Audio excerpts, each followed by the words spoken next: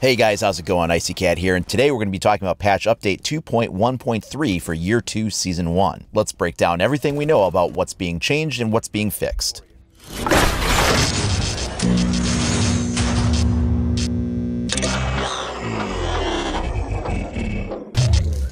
April's patch update, known as patch 2.1.3, will be going live on all platforms today, April 19th. This is a bit of a departure that patch notes are usually released by Ubisoft a day in advance of when the patch goes live, so something was a little bit different with that this time around. They released them the same day that the patch is going up. But let's get right into it and break down everything that's changed. Of course, every season is separated by 3 months. Each of those months has a major update. The first one will, of course, be the title update for the new season. Then you will have the mid-season's reinforcement patch. And then the third one, it's more of a maintenance patch. It's a cleanup patch. You don't really introduce any major changes in that, but you do get a few minor changes as well as a bunch of fixes. And it's really centered around creating stability in the game and preparing the way for the next title update for the following season. The first of the changes that we can expect to see are some tweaks to Glaz's scope that will make it easier to know when a shot lands or misses. This is sort of just dialing in what they had seen, so they noticed that the blood splatter visual effects weren't working properly, and that created some issues on whether or not hits were landing, and they wanted to do a better job of conveying that information.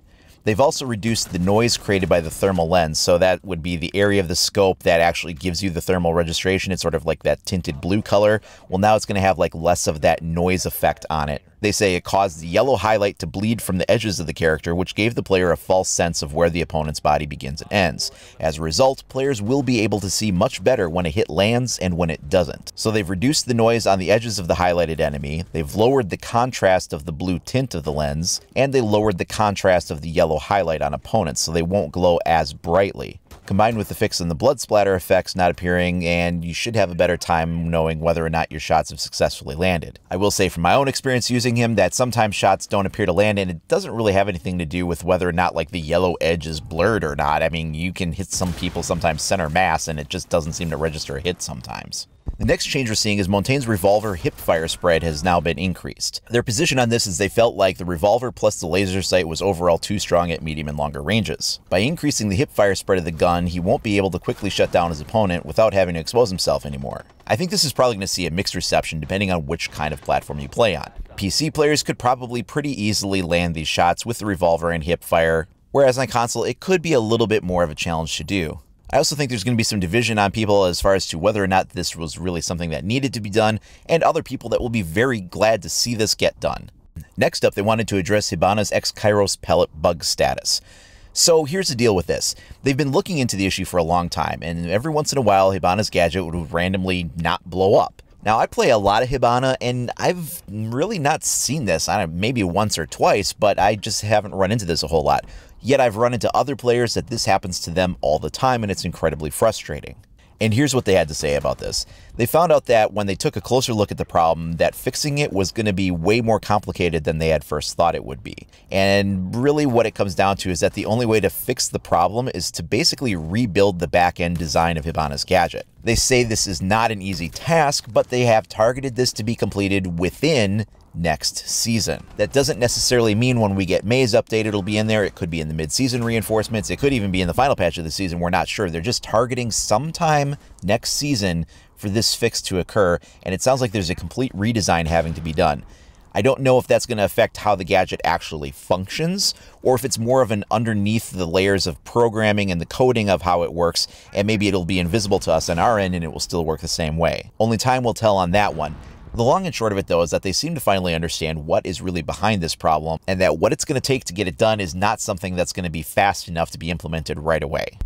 The fourth major change we have in this update is that Echo's drone is now getting a buff, and what it's going to essentially do is create the distortion effect no matter where it hits on a player's body. Now, they sort of alluded to this in the previous mid-season reinforcement where it sounded like that was going to be the case too, but here they say that Echo's drone's sonic burst will now register all body parts as valid hit surfaces to trigger the disorientation effect on enemies. They felt it was pretty hard to hit the head specifically, and even more so on consoles, so by allowing the Echo drone to create the distortion effect anywhere on the player's body when it hits, he'll now be a more viable operator.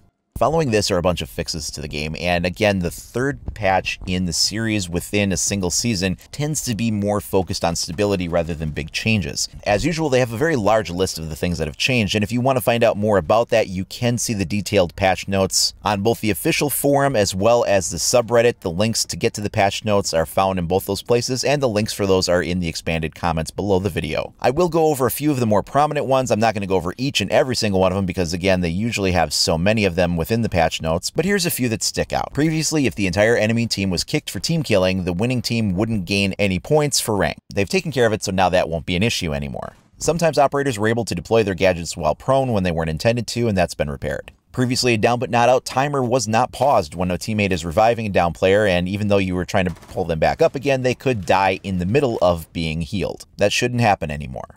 There was a glitch that allowed shield operators to reload their pistols instantly, and they fixed it so that that won't occur. Occasionally, operators would get stuck to a barricade when placing a breaching charge. That's been fixed, as well as another problem which caused gadget deployment to not trigger properly when you were using a sidearm. Occasionally, reloading wouldn't always properly reload the weapon even if the animation played properly, and that's been taken care of, as well as a problem where barricades and reinforced walls were not properly displaying for all players. Sometimes players were able to exit and re-enter aiming down sights with shields instantly.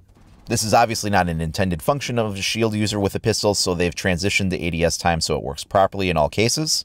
And there is also some instances where players could achieve full ADS accuracy without fully aiming down sights, and that shouldn't be able to happen anymore either. Then we have a few operator-specific fixes. There's a problem where on the end screen some shield users would have their hand on an invisible shield on the MVP screen. Twitch's shock drone will no longer kill players that are using Rook's armor plates as opposed to downing them. Also, the shock drone wasn't making any sound effects when it was destroyed, and now it will. There's also some slight audio issues related to some of her uniform selections. Mute had a problem on the iron sight for his MP5 where the glow on the front sight post wasn't properly displayed, and now it will be. Some problems with Hibana's pellets disappearing if they were shot while a player was leaning around a corner has been fixed.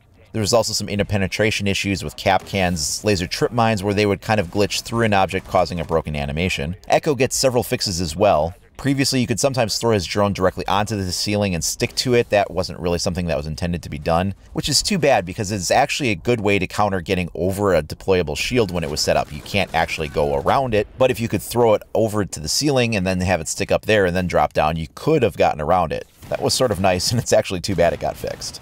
Sometimes the sonic blast would disorient twice on a certain operator with gadgets in their hands. That won't happen anymore. Occasionally, the crosshairs on the drone would also not display properly, letting you know that they could be fired at. And a couple of glitches where the drone wouldn't disorient teammates during the preparation phase, and another one where the drone couldn't be destroyed by a projectile explosion while it was camouflaged have also been repaired. Tachanka gets some fixes as LMG wasn't making any sound when being deployed or picked up if the shield was destroyed. Also, sometimes the shield would appear to glitch in and out if it had been destroyed, and it would sometimes look like it was there for a second. Some more fixes for mirror coming in where they could place a black mirror on reinforced walls separated by an indestructible pillar, and that would cause the gadget to only partially deploy. That won't happen anymore, and there was also an occasional instance where you could melee drone from the opposite side of the unbroken black mirror, as well as just some general improper behavior of walls during deployment of the black mirrors, when there was a wall with metal beams on it. This one is completely inconsequential, but I'll mention it anyway. IQ had the wrong nail polish color in third-person view, and that's been now fixed. Now, I think a lot of people are going to lose their minds on that one simply because of the fact that they're going to say, wait a minute, you know, the servers suck, or there's this problem or that problem, but they fixed her nail polish. Way to go, Ubisoft. You got to realize, it probably took somebody all of 20 to 30 minutes to open up the texture file for the character and use a color picker and alter the color, resave it, and re-upload it. And that's somebody that works in the art department on texture design. That's not like the programmer that's responsible for writing code of how the game works, or the online architects that are responsible for the way that the servers work, or, you know, I mean, it's has nothing to do with anything, but I can hear people getting all upset about that one already. Glass was having some weird hip firing with his sniper rifle where it would shoot in a perfectly circular shot pattern as opposed to shots landing at the point of aim when hip firing. That should now function as intended. Moving on to level design, there's some places where you would put up a black mirror and then the paintings or other debris on the other side of the wall wouldn't destroy the props, and then you would get them actually blocking part of the vision of the mirror. That will no longer happen. In Oregon, there was a place where you could put deployable gadgets and have them instantly be destroyed when shooting at the indestructible table in the laundry room in the basement of that building. That's now been fixed. For user experience balancing, there was sometimes an error where players wouldn't receive any points when killing an enemy with a gadget after the player had died. That should now function as intended. And while that is most of the patch notes that are being covered for this update, I did not go into all of them, so if you wanted to see any of the other ones, please do visit the forums or the subreddit, and that will take you directly to the blog where that information is covered. Once again, this is already live on all platforms today, April 19th, so if you are playing, you will see these changes in-game already. The next major update we will have will be for Year 2 Season 2. That will be patch update 2.2.0. No specific date is given on that yet, however, that is always about the middle of the month, so expect that about the second week of May. So what do you think about some of our big changes that we are seeing in this update? How do you feel about Monty's revolver getting a hipfire penalty? If you're a big Echo user, what do you think about the ability to use his drone more effectively? Let me know down in the comments below, or you can share with me over at IcyCat25 on either Facebook or Twitter. As always, if you want to stay up to date on the latest news, tips, tricks, reviews, walkthroughs, and more for Rainbow Six Siege, then please like and subscribe. Thanks for watching, everybody. We'll catch you next time.